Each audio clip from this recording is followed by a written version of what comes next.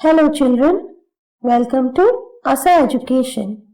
Our topic for today is Knowing about Cave Art from Environmental Education, Grade 6 CBSE. अब इस chapter का objective क्या है? To understand the significance and purpose of cave art. जो भी हमारे यहाँ केव आर्ट होती है, गुफाओं में जो कलाएं होती है, उनका क्या रीजन है, उनका क्या पर्पस था और उनकी क्या सिग्निफिकेंस है. To interpret human and animal motives in cave art. हम ये भी जानेंगे कि उस केव आर्ट में ह्यूमंस या एनिमल्स की जो फेस या जो भी फिगर्स पाई जाती है उनका क्या रीजन है.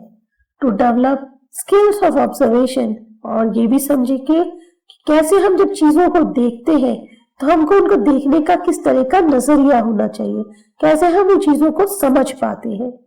Background: the earliest form of the art which has survived is often referred to as cave art. जो सबसे पहली आर्ट हम कहते हैं जिसका आज भी प्रचलन है वो है cave art. Cave art has been found the world over including India. Cave art जो है खाली इंडिया में ही नहीं पूरे वर्ल्ड में पाई जाती है.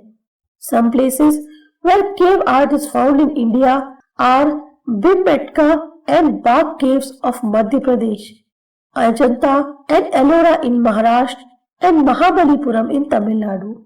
अगर हम इंडिया में की बात करें तो कुछ जगह हैं जहां पर केव्स में आर्ट ये वाली पाई जाती है, जिसमें आता है भीमबेटका और बाघ केव्स जो कि मध्य प्रदेश में है, अजंता एलोरा केव्स महाराष्ट्र में और महाबलीपुरम में जो कि तमिलनाडु के अंदर है. This type of art typically depicts shape of animals but also includes human figures, weapons and symbols. अब ये जो आर्ट होती है ज्यादातर इसमें एनिमल की शेप्स होती है, लेकिन कई कई केव आर्ट्स में आपको ह्यूमन फिगर्स भी मिल जाएंगी, वेपन्स भी मिल जाएंगे या फिर उनके सिंबल्स भी मिलेंगे. This art is one of the important tools for learning about the past. और ये जो आर्ट है इसी की हेल्प से हम या कह सकते हो कि ये आर्ट एक इम्पोर्टेंट जरिया है जिससे हम उस एरिया के पास्ट के बारे में समझ सकते हैं. Many scholars believe that the feelings of the creators of cave art are reflected in their works. बहुत से स्कॉलर्स का मानना है कि जो भी ये क्रिएटिव है, जो भी क्रिएटर्स है केव आर्ट के, इनकी पूरी की पूरी फीलिंग्स दिखाई देती है इनके कामों में. जो भी उन्होंने केव आर्ट बनाई है या जो भी उन्होंने आर्ट में जो भी मतलब केव्स में उन्होंने आर्ट को बना के रखा हुआ है वो आर्ट उनकी पूरी फीलिंग्स के साथ है जो भी वो काम करते होंगे.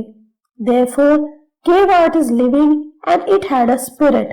तभी हम कहते हैं कि केव आर्ट जो है वो बहुत जीवंत होती है, उनके अंदर एक उनकी आत्मा होती है.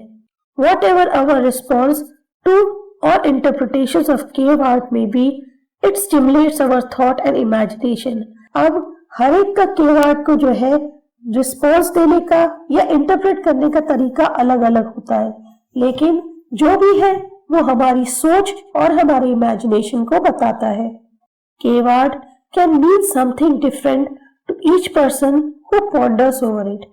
हो सकता है कि जो केव आर्ट हम देखें या दूसरा देखे, हर एक को वो या उसका सेंस अलग अलग समझ में आए.